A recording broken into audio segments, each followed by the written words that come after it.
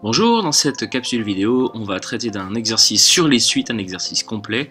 On commence, c'est une suite UN définie pour tout n naturel par U0 égale 0 et puis UN plus 1 égale 1 sur 2 moins UN. On vous demande déjà de calculer les valeurs de U1, U2, U3 sous forme fractionnaire. Donc, comment on procède? Comme d'habitude, n'hésitez pas à mettre sur pause et puis à traiter les questions une par une et de voir le corriger afin de voir si vous n'avez pas de difficultés particulières. Donc U1, pour l'obtenir, on remplace ici n par 0. 0 plus 1, ça fait 1. Dès que vous voyez un n, vous mettez 0. Du coup, on a U1 qui est égal à 1 sur 2 moins U0. C'est-à-dire 1 sur 2 moins la valeur de U0, c'est 0. Ce qui fait donc 1 demi pour le premier terme. Enfin, plutôt le deuxième, U1. Le premier, c'est U0. Troisième terme, U2. On fait pareil, c'est 1 sur 2 moins U1, c'est la relation de récurrence, c'est-à-dire 1 sur 2 moins 1 demi. On met tout en demi, 2 c'est 4 demi, moins 1 demi ça fait 3 demi, ça fait donc 1 sur 3 demi, c'est-à-dire 2 tiers. Et U3, le quatrième terme, 1 sur 2 moins U2, c'est-à-dire 1 sur 2 moins 2 tiers, 2 c'est 6 tiers, moins 2 tiers, ça fait 4 tiers, donc 1 sur 4 tiers, c'est-à-dire 3 quarts. Voilà pour cette première question. On commence à observer les choses un peu, et on voit que U1 c'est 1 demi, U2 c'est 2 tiers, U3 c'est 3 quarts. Donc on va, dans la deuxième question, admettre la formule explicite. A priori, la formule explicite, c'est pour tout n naturel, UN égale n sur n plus 1. On constate, et c'était l'intérêt de cette première question, que ça a l'air de fonctionner. On a bien un nombre entier sur le suivant. 1 sur 2, 2 sur 3, 3 sur 4. Donc on peut supposer que U4, par exemple, c'est 4 sur 5. Donc ça, c'est quelque chose qu'on admet. On ne pourra le montrer qu'au niveau terminal avec un raisonnement par récurrence. Mais ce qu'on peut faire en première, c'est tout de même vérifier ce résultat. C'est le but de la première question. Vérifions qu'on a bien UN plus 1 égale 1 sur 2 UN quand on utilise cette formule. Alors commençons peut-être par nous intéresser à cette quantité. 1 sur 2 moins UN. Remplaçons UN par ce qu'on nous propose et vérifions dans un deuxième temps que c'est bien égal à UN plus 1. Et on verra que les quantités sont les mêmes. Je vous laisse mettre sur pause et à tout de suite pour la correction. Donc allons-y, un petit peu d'algèbre. On prend bien l'espace pour s'appliquer et écrire correctement. Ça fait donc ceci quand je remplace. L'idée ici c'est déjà de mettre au même dénominateur et après de gérer cet inverse dans l'ordre. Donc même dénominateur, ça va être n plus 1, je multiplie donc 2 par n plus 1 sur n plus 1. J'ai mis 2 au même dénominateur, pour l'instant le 2 il est sur 1, donc je multiplie le haut et le bas par n plus 1. Voilà ce que j'obtiens. Et donc si je développe un tout petit peu, ça donne 1 sur 2n plus 2 moins n, le tout sur encore n plus 1. 1 sur 2n moins n, ça fait n. Donc n plus 2 sur n plus 1. Divisé par une fraction, ça revient à multiplier par son inverse. Donc on se retrouve avec 1 multiplié par n plus 1 sur n plus 2. C'est-à-dire n plus 1 sur n plus 2. Voilà ce que j'obtiens pour 1 sur 2 moins un quand je remplace un par l'expression qu'on nous propose dans l'énoncé. Et on doit montrer que ça c'est égal à un plus 1. Vérifions. Un en admettant que c'est ça, que vaut un plus 1? Dès que vous avez n, ici et ici, ou même que ici, vous le remplacez par n plus 1. n, là j'ai n plus 1, je vais remplacer. Donc au numérateur je vais mettre n plus 1, et au dénominateur, au lieu de n plus 1, je vais mettre n plus 1 plus 1. Je me retrouve donc avec n plus 1 sur n plus 2. C'est bien la même chose. Conclusion, en effet, on a bien un10 n plus 1 qui est bien égal à 1 sur 2 moins un quand on prend un qui est égal à n sur n plus 1. Donc on vient de vérifier que, en effet, cette formule explicite qu'on nous impose, qu'on nous balance, elle fonctionne bien dans la relation de récurrence. Donc on arrive à l'obtenir. Question 2b, on doit démontrer que cette suite est strictement croissante. Donc on va utiliser un des principes les plus employés pour les suites, un plus 1, on va étudier le signe de la différence un plus 1 moins un. A priori on part là-dessus puisqu'en fait il n'y a pas de puissance, c'est vraiment la première chose auquel vous devez penser. Donc un petit quantificateur, tout n appartenant à n, il faut que ça fonctionne sur n'importe quel n, un plus 1 moins un. On va déjà décortiquer cette quantité, puis après en étudier le signe. Donc qu'est-ce que ça donne? Un plus 1 moins un, on va utiliser bien sûr la formule explicite, puisque si vous utilisez la formule par récurrence, vous allez vous retrouver avec 1 sur 2 moins un. Vous allez réduire ça, mais vous allez vous retrouver avec du un quand même. Donc c'est pas forcément évident. Je dis pas que c'est impossible, mais il faudrait connaître le signe de un. Bon, il faudrait étudier tout ça. Là, en procédant ainsi, on va directement remplacer, donc un plus 1, ça fait n plus 1 sur n plus 2, en utilisant cette formule-là, moins n sur n plus 1. Je vous laisse mettre sur pause pour réduire ça au même dénominateur et arriver à une quantité relativement simple. Donc, le dénominateur commun, ça va être le produit de n plus 2 fois n plus 1. Donc je vais multiplier la première par n plus 1 au numérateur et au dénominateur, et la deuxième par n plus 2 au numérateur et au dénominateur. Il y a un truc dont je suis sûr, c'est déjà que le dénominateur commun, ce sera n plus 1 fois n plus 2. Et donc la première, le premier numérateur, n plus 1 fois n plus 1, ça fait n plus 1 au carré. Moins n, multiplié par le premier dénominateur, n plus 2. Voilà la quantité. Je continue, j'ai toujours mon dénominateur que je ne vais pas toucher. Je ne le développe pas. Pourquoi je ne le développe pas? Parce qu'en fait, il est sous une forme qui me plaît vraiment. Je vais étudier le signe de tout ça tout à l'heure. Je connais très bien le signe de ça déjà. N c'est un nombre entier positif, donc n plus 1 c'est positif, n plus 2 aussi. Qu'est-ce qui se passe quand je multiplie 2 positifs? Ça reste positif, donc le bas, très bien, c'est positif. C'est le haut qui me préoccupe un peu plus. Donc là j'ai une identité remarquable, c'est la première, a plus b le tout au carré. Donc je vais développer ça tout de suite. Ça fait donc n carré plus 2 fois n fois 1, 2n, plus 1 au carré, ça fait 1. Et après je développe le moins n sur n et sur 2, alors pas d'erreur, moins n fois n ça fait moins n carré, et puis moins n fois 2 ça fait moins 2n. Mon numérateur du coup se réduit à, puisque toutes les quantités sont bonnes. Je continue ici, j'ai donc un plus 1 moins un qui est égal à 1 sur n plus 1 fois n plus 2. Or, n plus 1 est strictement positive, n plus 2 est strictement positive, donc n plus 1 fois n plus 2, là je détaille vraiment tout, est strictement positive. Conclusion, un plus 1 moins un est strictement positive. Donc en fait, un plus 1 c'est plus grand que un. Et ça c'est valable pour tout n. Pour tout n, vous avez toujours un terme qui est plus grand que le précédent. Ça veut dire que votre suite un, entre parenthèses, est strictement croissante. On peut même préciser à partir du rang 0, c'est-à-dire dès le début. Quand c'est le cas, on ne précise pas en fait. Parfois, vous le savez, cette quantité oblige à exclure quelques valeurs de n. 0, 1, 2 parfois. Mais là, c'est pas le cas. Donc elle est vraiment strictement croissante. Question B, c'est fait.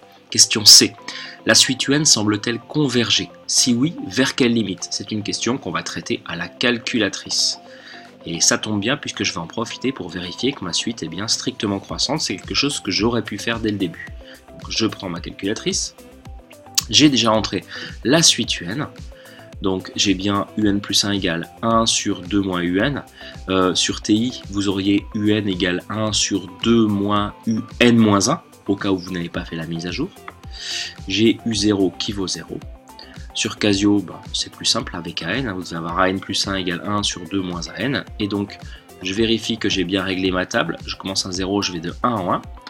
Je vais dans ma table et je constate que je retrouve mon 0, mon 0,5 de tout à l'heure, 1 demi. Là c'était 2 tiers, 3 quarts, 4 cinquièmes, etc. Là j'ai 9 dixièmes au passage. Et donc, en effet, les nombres semblent ne faire que monter. Je continue, ça monte, ça monte. Donc en effet, on confirme la croissance. Et puis donc au niveau, ça c'est variation, au niveau comportement à l'infini, eh bien, on constate que ça monte, mais de manière un peu particulière, ça a l'air de stagner. Alors les nombres sont tous en dessous de 1, donc on peut penser à 1 comme limite. Si on n'est pas satisfait, je vais directement dans table, début table, je la colle à 50. Je vais commencer à 50, voir ce qui se passe. Il se peut qu'il y ait un 1 qui apparaisse, ce sera un faux 1, vous le savez. Hein. Là c'est pas le cas, il y a encore des 0,98, donc ouais, ça a l'air de stagner vers 1. Pas la peine d'y passer 3 jours, hein, je le répète, mais si vraiment vous voulez être encore un peu plus sûr, confirmez en tout cas votre conjecture. Je cale ça à 100 en espérant que ça ne fasse pas trop ramer la machine. Là donc petit temps de latence parce qu'il y a du calcul dans l'air. Donc voilà, ça confirme ce qu'on a l'air de dire, 0,99. Donc on va pas y passer plus de temps, on va juste mettre, il semble que UN converge, en effet. Donc, dès que vous parlez de la suite, c'est parenthèse.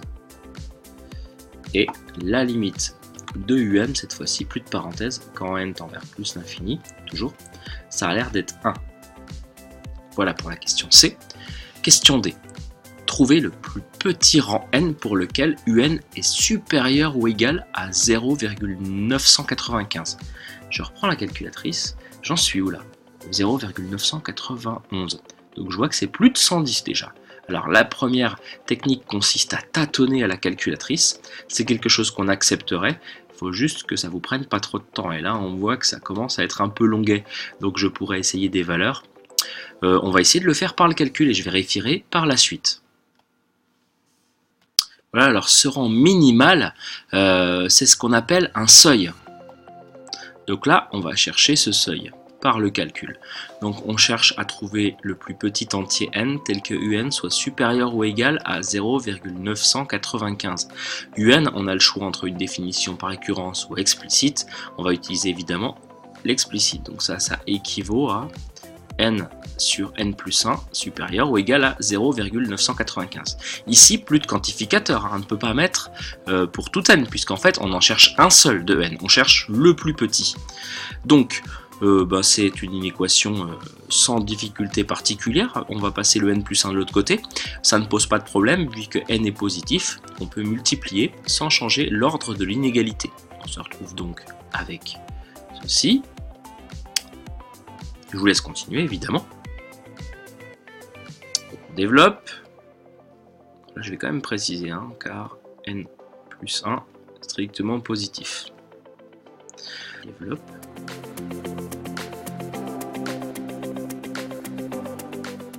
Je passe les n du même côté, soustraction, pas de souci au niveau de l'ordre.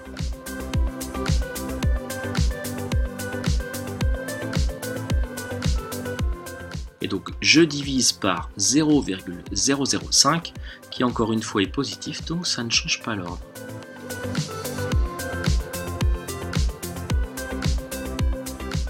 Et ceci, à la calculatrice, il se trouve que ça fait 199.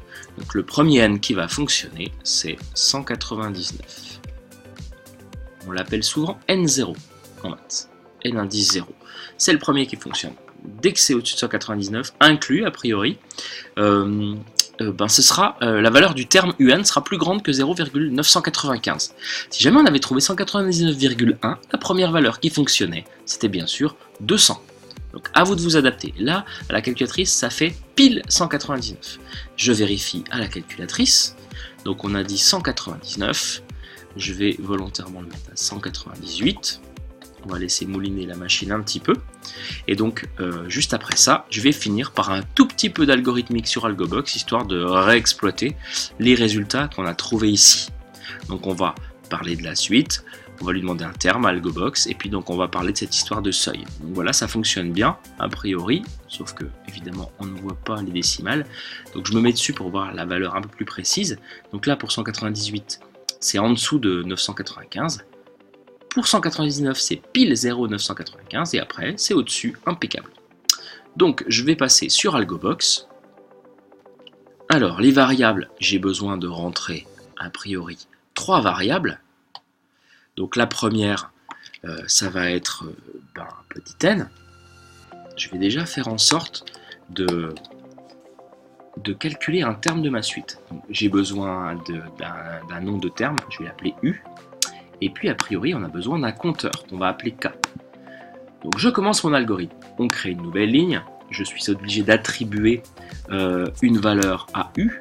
Mais avant, je vais peut-être parler de mon premier U0. Donc c'est affecter valeur à variable. Donc dans U, au départ, on place 0. U0, c'est 0. Nouvelle ligne. J'ai besoin donc de faire en sorte que l'ordinateur me demande quelle valeur de n je veux. Donc déclarer nouvelle variable, affecter lire variable, pardon, lire. Donc le petit n en question, impeccable. Donc là par exemple, si je teste mon algorithme, que je le lance, il me demande n. Donc si je demande n égale 10, évidemment l'algorithme est terminé vu que je n'ai encore rien fait. Nouvelle ligne. On va créer une boucle pour, c'est ici, le compteur. Donc pour k allant de 1 à justement le petit n que l'ordinateur va me demander. Qu'est-ce que je dois faire ici? Je vais affecter une valeur à une variable. Qu'est-ce que je mets dans U? Je mets ma suite, c'est-à-dire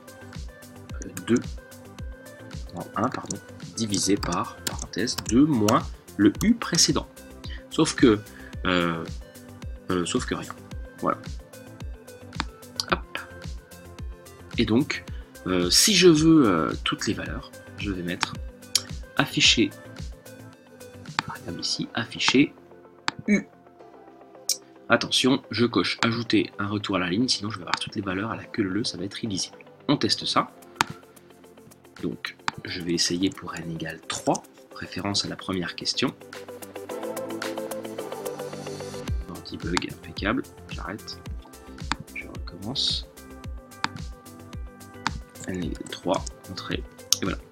Donc 0,5, 0,66, 2 tiers, et 0,64. Je recommence pour n égale 10. Évidemment, ça va plus vite. Si je veux juste le dernier résultat, je vais supprimer ma ligne, afficher U, et je la sors de l'algorithme. Afficher U, cette fois-ci toujours. A priori, il sera tout seul, mais moi je coche ça par principe. Si je lui demande la 10e, il me l'affiche. Si je lui demande la 199e, il me l'affiche. Voilà pour ce premier algorithme donc, qui permet de calculer les termes. Maintenant, admettons que je veuille connaître ce rang. Donc, comment on va procéder? Je crois que je vais repartir à 0. Ouais. Nouvel algorithme donc. Je vais avoir besoin toujours des mêmes variables. Donc, un petit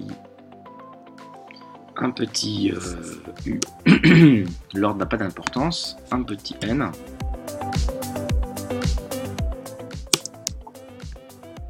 On va commencer par mettre une valeur dans n. Donc on va commencer par 0. Pourquoi? Parce qu'en fait, ça paraît plus pertinent ici, par rapport à ce qu'on a fait là, d'utiliser la forme explicite. Donc je lui dis que le premier n c'est 0. Et je vais créer ma boucle. La ligne. Cette fois-ci, c'est une boucle pour. Ou tant que, pardon, excusez-moi, tant que le U que je cherche va être strictement plus petit que 0,995, j'ai bien mis strictement, on va faire continuer le programme. Et dès que ça sera supérieur ou égal, on lui demandera d'arrêter et puis de calculer le terme, de nous afficher le terme voulu. Donc, débutant que, comme U, je vais quand même lui préciser la formule. Donc, dans U, on met n divisé par n plus 1. Donc, pour n égale 0, ça va faire 0 sur 0 plus 1, donc ça fait 0. U, la première valeur de U, U0, c'est bien 0. Et donc, on lui demande de continuer. Mais si je ne lui dis pas de passer de 0 à 1, puis de 1 à 2, il ne va pas le faire. Donc il faut que je crée une nouvelle ligne pour lui dire également de faire monter le n. Le n, on va le transformer en n plus 1. Tout ça dans ma boucle. Donc u, je lui donne la valeur. D'ailleurs, j'aurais pu le mettre avant, je pense. C'est à tester. Et puis donc surtout, ce qui est important, c'est n devient n plus 1. Et donc il va continuer. Il va calculer pour 0, ça fait 0. Il va calculer ensuite, vu que 0 est bien plus petit que 0,995, il passe de 0 à 1 et il recommence. U1 c'est quoi? On a trouvé tout à l'heure que c'était 1,5, 0,5. C'est plus petit, il recommence pour 2, etc., etc. Dès que ça dépasse, on lui demande, donc je sors de la boucle cette fois-ci, je vais lui demander d'afficher, mais d'afficher quoi? D'afficher n, premier n qui va marcher. Sauf que si je fais ça, le dernier n qu'il va avoir, c'est pas n là, hein, c'est le suivant, n plus 1. Donc j'ai bien peur que si je mette n, il m'affiche le résultat suivant de celui que je veux. Je vais tester et puis on changera après. Donc là, il n'y a rien à faire, hein, je lance l'algorithme, il calcule et il m'affiche problème.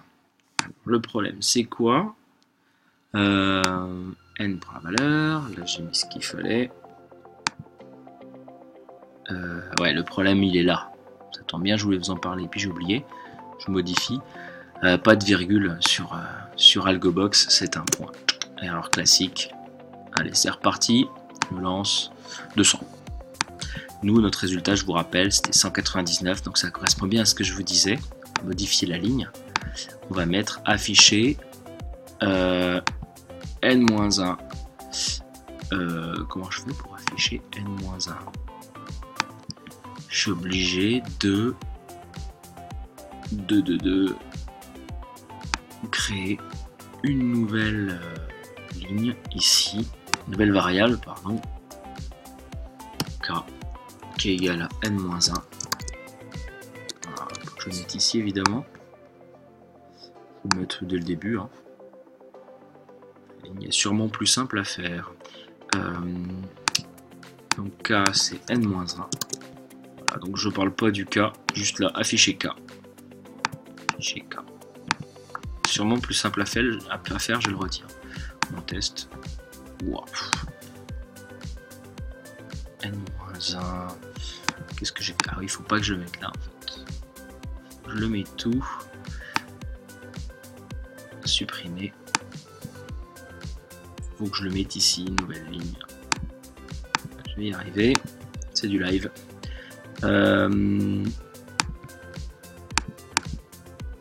K n-1 parce qu'autrement il prend le premier n, c'est pour ça qu'il m'affichait -1 et donc nouvelle ligne pardon, nouvelle ligne, afficher variable k, je vérifie 199.